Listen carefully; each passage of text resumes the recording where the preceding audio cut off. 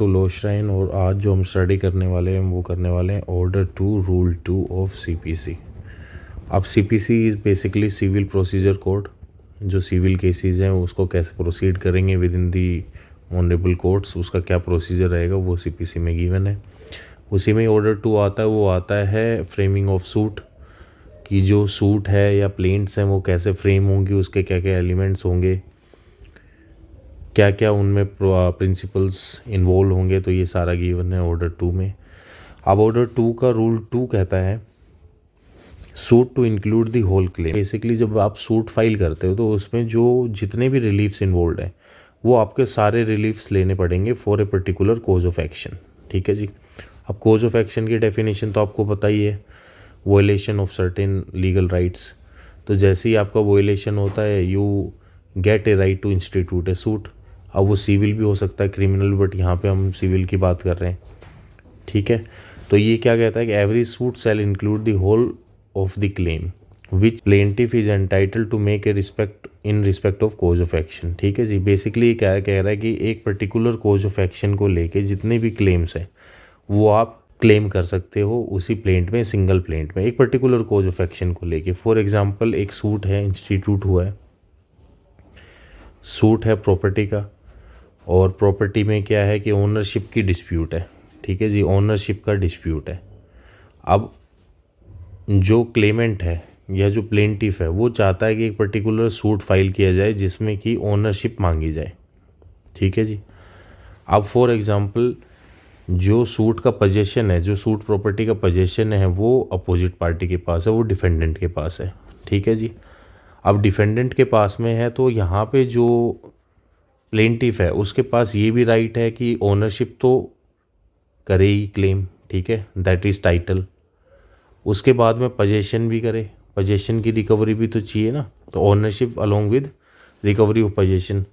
इसके अलावा रिलीफ ये भी हो सकता है कि मैशनल प्रॉफिट्स का होता है कि जितना टाइम इसके पास में है प्लेंटिफ हो सकता है कि उतने टाइम तक अगर उसके फेवर में आता है तो वो उतना अर्न कर सकता था, तो ये भी रिलीफ है। तो बेसिकली जितने भी एसोसिएटेड रिलीफ्स होते हैं for a particular cause of action वो सारे सिंगल सूट में उसी जैसे अगर फाइल करेगा तो उसी कोज ऑफ एक्शन को वो दर्शाएगा, और जैसे ही वो दर्शाएगा तो उस कोज ऑफ एक्शन से रिलेटेड जितने भी रिलीफ्स हैं वो उसको क्लेम करने पड़ेंगे। ये कहता है ऑर्डर 2 रूल 2।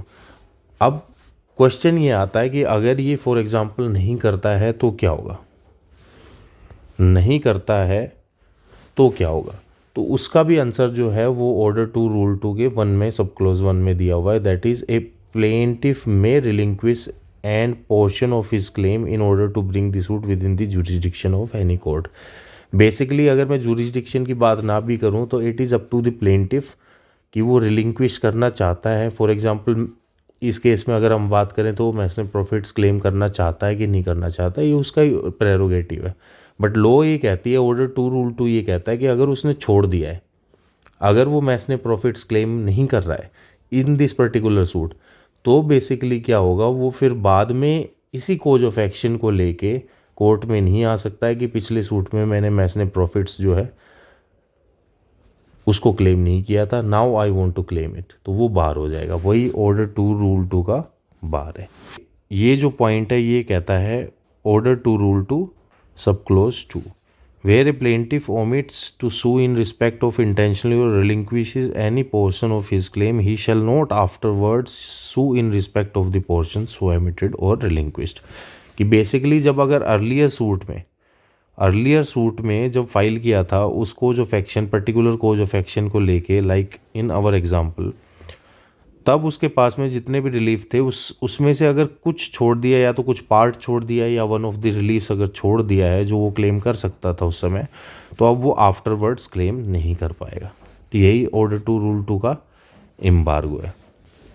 तो इसकी जो सिमिलैरिटी है वो आप देखोगे रेस जुडिकाटा से थोड़ा सिमिलर है। अब कैसे सिमिलरिटी है वो we will discuss in another video. इसके बाद में सब क्लोज 3 जो कहता है, सब क्लोज 3 कहता है omission to sue for one of the several reliefs, कि बेसिकली बहुत सारे रिलीफ थे उसमें से एक क्लेम नहीं किया, या उसको रिलिंक्विश कर दिया। A person entitled to more than one relief in respect of the same cause of action may sue for all or any of such reliefs. मतलब बेसिकली लॉ ये कहता है कि भाई सारे भी क्लेम कर सकता है एक पर्टिकुलर कोज ऑफ एक्शन पे। इट डिपेंड्स केस किस प्रकार से, बट इस केस में अगर हमारे पास में 3 रिलीफ है फॉर एग्जांपल, तो ये सारे भी क्लेम कर सकता है, इनमें से कुछ छोड़ भी सकता है।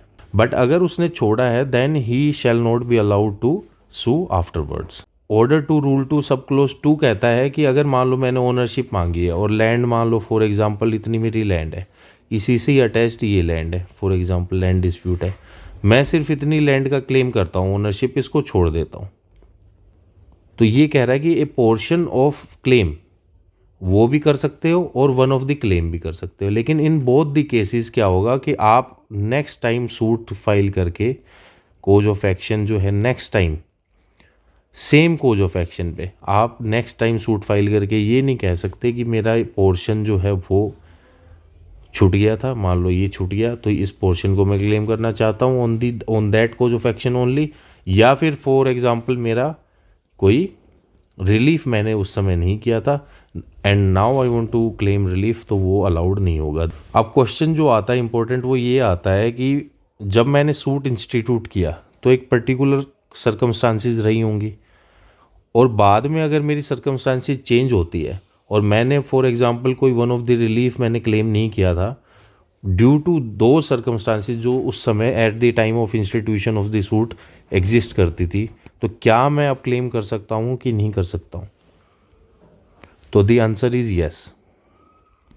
एक पर्टिकुलर सेट ऑफ सर्कमस्टांसिस हैं, अगर उनके चलते मैंने एक कोज ऑफ एक्शन अराइज हुआ, मैंने सूट इंस्टीट्यूट किया, मेरे पास में 1 2 3 4 4 मेरे पास में क्लेम अवेलेबल थे, मैं फोर्थ को उस समय अवेल नहीं कर पाया था due to certain kind of restrictions, तो सूट डिसाइड हो गया। Now I want to claim because जो रिस्ट्रिक्शंस थी ये रिमूव हो गई, तो क्या मैं क्लेम कर सकता हूँ? Yes you can claim, because at the time of institution of the suit the availability of fourth option was not there, now the fourth relief is available to me, तो इसलिए मैं क्लेम कर सकता हूँ और ऑर्डर 2 रूल 2 का embargo नहीं लगेगा।